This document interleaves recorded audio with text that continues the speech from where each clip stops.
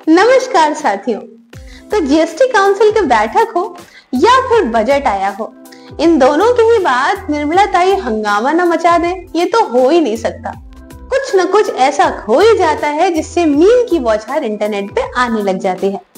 तो आइए, आज का विषय है पॉपकॉर्न। जी हाँ, पॉपकॉर्न और ईवी कार्स को लेके ऐसा जीएसटी लगाया गया है कि बड़ा मजा आ रहा है सबको इस बारे में बात करने के लिए। तो इस वीडियो के अंदर हम जानेंगे कि जीएसटी क्या होता है, जीएसटी काउंसिल क्या है, उसमें कितने मेंबर्स होते हैं और क्या आखिरकार ऐसी खबरें हैं, और साथ में किस पे जीएसटी बढ़ाया गया या घटाया गया, और रेडिट यूजर ने ये क्यों कहा कि हम जितने भी अमीर हैं उन सबको भारत अब छोड़ देना चाहिए।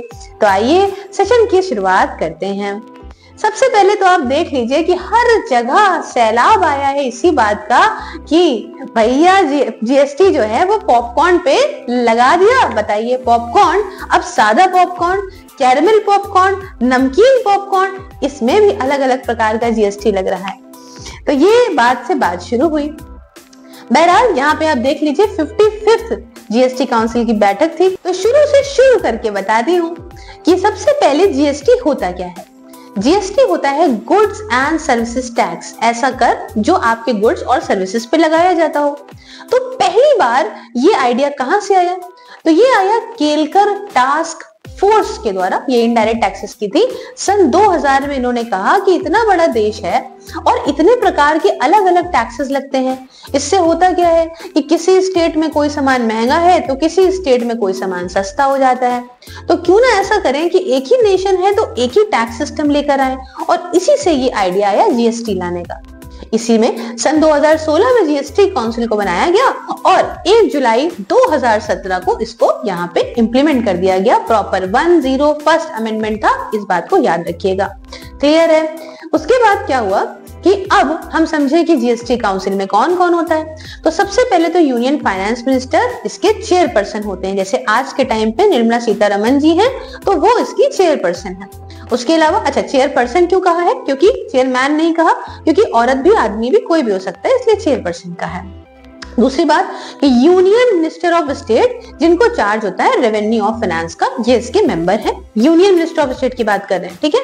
अब तीसरा जो इंपॉर्टेंट आप समझिए, minister in charge of finance या फिर टैक्सेशन या एनी अदर मिनिस्टर। अब ज्यादातर क्या होता है कि ये जो फाइनेंस वाला सिस्टम है ये स्टेट के अंदर सीएम या डिप्टी सीएम ही अपने पास रखते हैं। अदरवाइज किसी और मेंबर को, अगर मान लीजिए किसी और व्यक्ति को ये चार्ज मिला है, तो वो व्यक्ति इस जीएसटी काउंसिल का मेंबर बन जाएगा।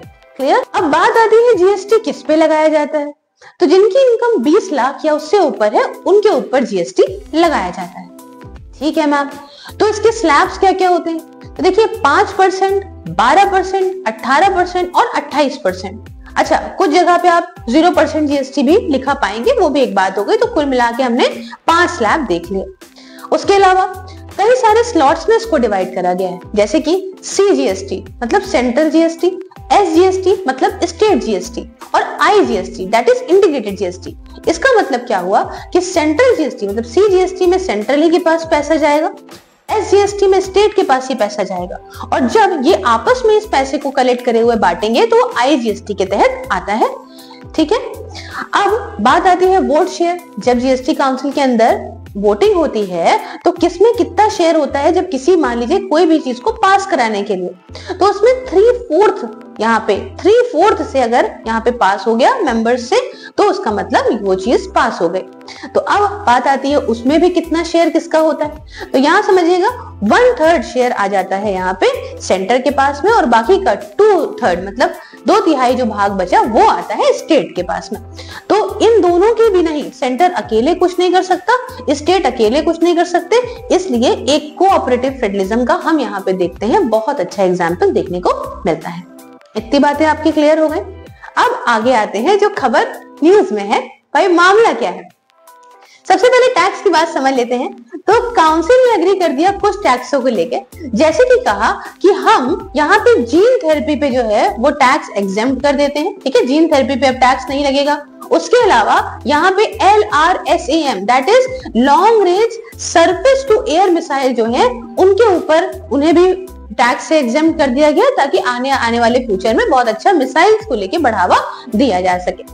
अब उसके अलावा देखिए यूज्ड कार पे टैक्सेस लगेगा, मतलब अब आप कार बेचेंगे भी तो यहाँ पे क्या करेगा, डीलर जो है उस मार्जिन से, अपने मार्जिन से यहाँ पे जीएसटी को पे करेगा। इसमें इलेक्ट्रिक व्हीकल्स भी इंक्लूडेड होंगे, वो अब 18% कर दिया गया है 12% से बढ़ा के, ठीक है।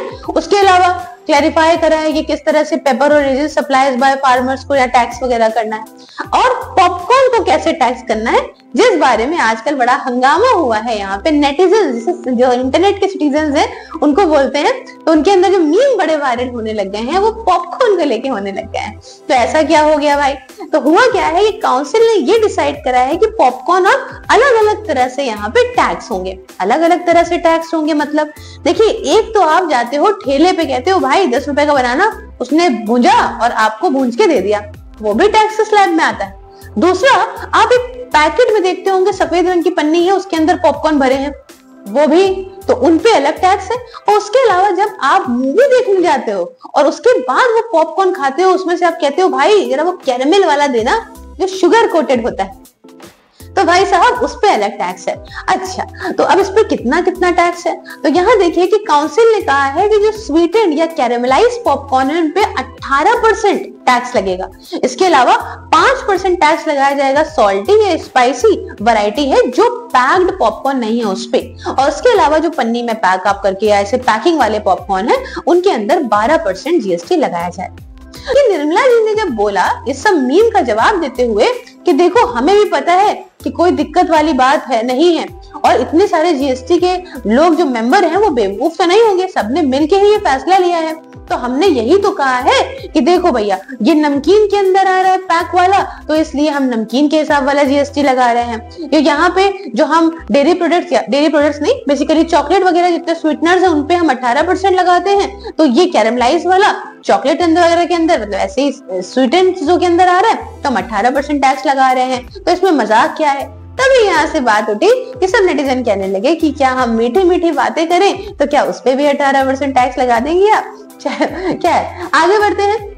अब कुछ चीजों पे इन्होंने जीएसटी कम भी किया है, जैसे कि एक फोर्टिफाइड राइस पे। अब फोर्टिफाइड राइस क्या होता है पहले समझ लीजिए, इस पे जीएसटी कितना कम हुआ है। इस पे पहले साथियों 18% जीएसटी लगता था, अब घटा के 5% कर दिया गया है। तो फोर्टिफाइड राइस होता क्या है पहले समझिएगा। देखिए आपने कुछ वक्त पहले, अगर आप थोड़ा बहुत भी करंट अफेयर्स फॉलो करते हो, तो बात ये थी कि जैसे जो भी पब्लिक डिस्ट्रीब्यूशन चैनल्स के थ्रू जो भी यहाँ पे राइस वगैरह मिलते हैं उनके अंदर एक ऐसी कोटिंग की जाए जिससे कुछ एक्स्ट्रा न्यूट्रिशन प्रोवाइड हो जाए लोगों को। तो उसी तरीके से एक राइस है, राइस प्लेन है, उसके ऊपर जब हम एक लेयर कुछ और चीजों की ऐड कर देते हैं तो उसे फोर्टिफाइड राइस कहते हैं, और ये सप्लाई करे जाते हैं public distribution system that is PDS के अंदर, ठीक है। तो इसे फोर्टिफाइड राइस कहते हैं, इस पे जीएसटी घटा दिया गया है साथियों। उसके अलावा यहाँ आप एक बहुत बढ़िया बात आपको बताऊं, जैसे नितिन गडकरी साहब ने कहा था कि देखो भाई ये जो आप हेल्थ इंश्योरेंस देते हैं लोग, तो वो तो अपनी हेल्थ के लिए दे रहे हैं ना, इस पे आपने जो इतना भारी भरकम जीएसटी लगा के रखा, आप 18% जीएसटी इन लोगों से वसूल रहे हो, इसको आपको खत्म या कम कर देना चाहिए ताकि अपनी लाइफ के लिए लोग बढ़े और ज्यादा इंश्योरेंस लें। तो इस बारे में बैठक में कोई बात नहीं हुई। उसके अलावा आपको मालूम है कि जैसे पेट्रोल, शराबे, एविएशन फ्यूल, इन सब के ऊपर जीएसटी नहीं लगता है, तो इसको लेके जब डिस्कशन हुआ तो यहाँ एविएशन फ्यूल को लेके भी सीधा अभी मना हो गया है कि इसमें जीएसटी के दायरे में लाने की बात नहीं है। बहरहाल जिस चीज को दायरे में लाने की बात है वो है हमारी वर्चुअल लाइब्रेरी। तो अगर आप चाहें तो आप इसको ज्वाइन कर सकते हैं और सिर्फ 99 रुपीज पर मंथ में इसका आनंद उठा सकते हैं। साथियों डिस्क्रिप्शन बॉक्स में भी पूरी डिटेल है और स्क्रीन पे भी नंबर आ रहा है, आप इस पे मुझे व्हाट्सएप पे कांटेक्ट कर सकते हैं।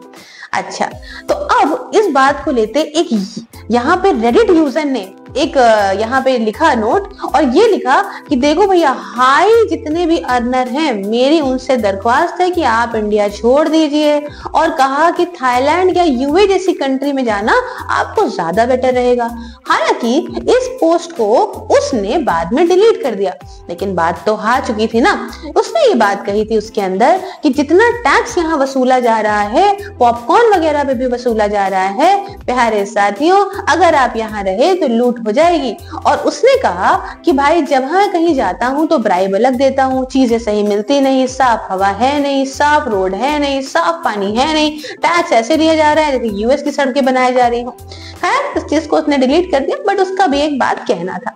तो यहाँ पे आपको लेक्चर कैसा लगा आप मुझे कमेंट बॉक्स में बता सकते हैं। सारे सोशल मीडिया के लिंक डिस्क्रिप्शन बॉक्स में, आप मुझे हर जगह पे फॉलो कर सकते हैं, साथ ही ज्वाइन कर सकते हैं मेरी मेंबरशिप को और सपोर्ट कर सकते हैं मेरे काम में मुझे। जय हिंद, मिलते हैं नेक्स्ट वीडियो में। जय भारत।